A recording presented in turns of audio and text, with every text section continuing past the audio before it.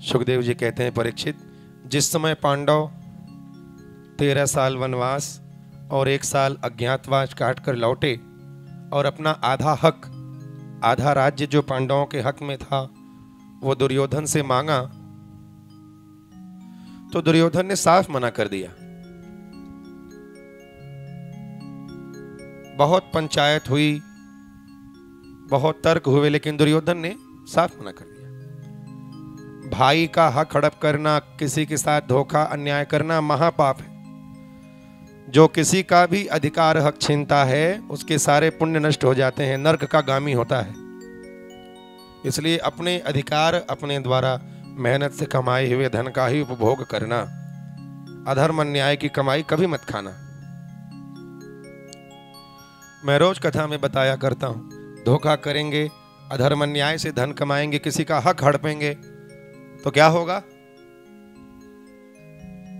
दगा किसी का सगा नहीं है, दगा किसी का सगा नहीं है। किया नहीं तो कर देखो, और जिसने जिसने दगा किया है जाकर उसका घर देखो। इसलिए कभी दूसरे का हक मत खाना। दुर्योधन ने मना कर दिया, भाई का हक हड़प लिया।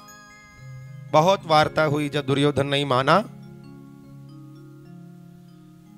तो अंत में द्वारिकाधीश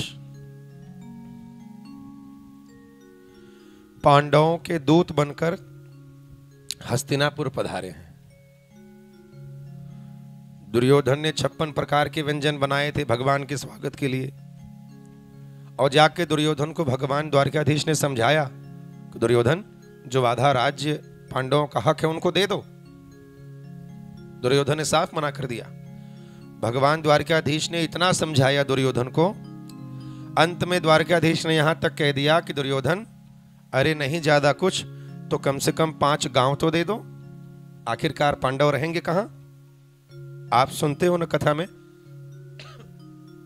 कि पांडवों ने 5 गांव मांगे थे अंत में। वो 5 गांव कौन कौन से थे?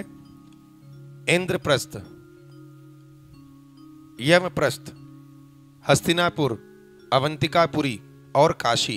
ये 5 राज्य मांगे थे। इंद्रप्रस्थ माने दिल्ली, यमप्रस्थ यानी जयपुर, अवंतिकापुरी मतलब उज्जैन, हस्तिनापुर और काशी बनारस। ये 5 राज्य मांगे। दुर्योधन ने कहा, केशव सोई रख दो, उसके नोक की इतनी भूमि भी मैं बिना युद्ध के देने को तैयार नहीं हूं। अधर्म किया, अन्याय किया। दुर्योधन ने कहा, केशव ये हमारा आपस का मामला है, झगड़ा भाइयों का, आप बीच में मत पड़ो। आपका क्या बिगड़ता है? हम लोग सब आपस में सुलझा लेंगे। हमारा आपस का लड़ाई, हमारी आपस का झगड़ा है। कुछ लोग कहते हैं ना कि हमारी आपस की लड़ाई है। अरे चाहे जितनी आपस की लड़ाई हो, लेकिन हम सब एक हैं। सनातनी हिंदू सब एक हैं, सब एक पिता की सगी संतानें हैं। किसी भी जात का बिरादरी का हो, हर कोई एक ही श्लोक गाता है, त्वमेव माताश्च पिता त्वमेव। मतलब सबके माता पिता एक ही हैं। जब हम सब एक ही माता पिता की संतान हैं तो हम सब एक हैं, अलग नहीं हैं। आपस में अगर लड़ेंगे तो दर्द तो हमारे माता पिता को होगा ना, कष्ट तो हमारे माता पिता को होगा ना। दुर्योधन ने कहा, केशव द्वारकाधीश, ये हमारी आपस की लड़ाई है, आप बीच में मत पड़ो, हम आपस में सुलझा लेंगे, छोड़ो ये सब, आप चलो, आपके लिए 56 प्रकार का भोजन व्यंजन तैयार है, चलो आप वो खाओ। द्वारकाधीश ने कहा, क्या तुमने भाई का हक हड़प किया है, अधर्म अन्याय किया है? तुम्हारे यहाँ का भोजन तो छोड़ो, पानी पीना भी पाप है। कोई अधर्मी अन्यायी अगर हो ना, दुराचारी, उसके यहाँ का पानी कभी मत पीना, उसके हाथ का पानी कभी मत पीना, क्योंकि जैसा खाओ अन्न वैसा होवे मन। हमारे दादा परदादा जो हमारे आपके पुरखे थे, पागल नहीं थे। उन्होंने जो पहले कोई अधर्म अन्याय करता था तो उसको गांव से दूर उसके यहाँ आना जाना बंद कर देते थे, अलग कर देते थे। ये सब नियम ऐसे ही नहीं था, इसका सब प्रमाण है। प्रेम से कहो जय सिया राम। भगवान ने कहा, हम नहीं तुम्हारे कुछ खाएंगे। जब दुर्योधन के यहाँ भगवान ने रुकने से मना कर दिया तो हस्तिनापुर में भगवान के बहुत भक्त थे। सब ने कहा, प्रभु हमारे यहाँ चलो, हमारे यहाँ चलो। भगवान ने कहा आज तो मैं किसी के यहाँ नहीं जाऊंगा, आज तो मैं विदुर चाचा के यहाँ जाऊंगा। विदुर विदुरानी भगवान का भजन कर रहे थे और अचानक भगवान विदुर जी के समक्ष प्रकट हो गए, पहुंचे। अब जिनकी पूजा कर रहे हो वो सामने प्रकट हो जाएं तो सारा नियम कानून बुद्धि गोल खो जाती है। विदुर विदुरानी लगे भगवान को एक टक देखने,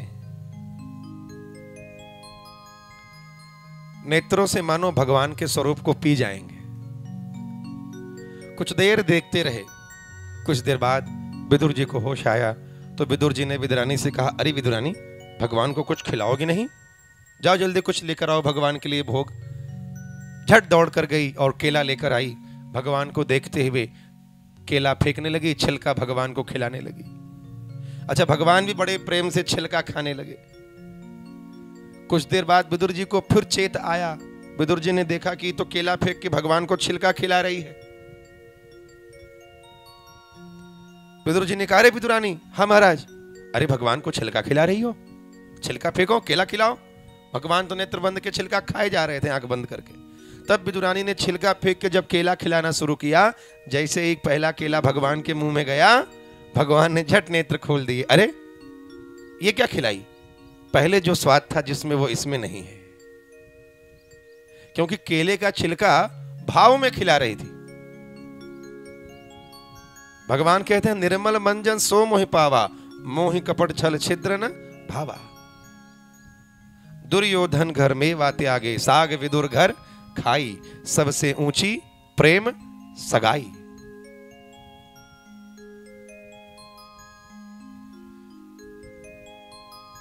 प्रेम के बस अर्जुन रथ हाकियों, भूल गए ठकुराई, सबसे ऊंची प्रेम सगाई।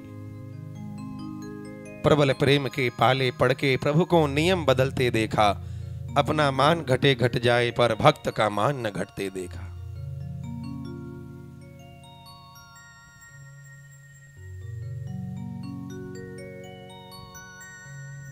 विदुर जी ने भगवान से कहा, प्रभु अब हम इस दुर्योधन के यहां बिल्कुल नहीं रहेंगे, क्योंकि जो भगवान के सच्चे भक्त होते हैं ना, वो अपना अपमान तो स्वीकार बर्दाश्त कर लेते हैं, लेकिन उनसे अपने प्यारे का अपमान सहन नहीं होता, अपने प्रभु का अपमान उनसे सहन नहीं होता।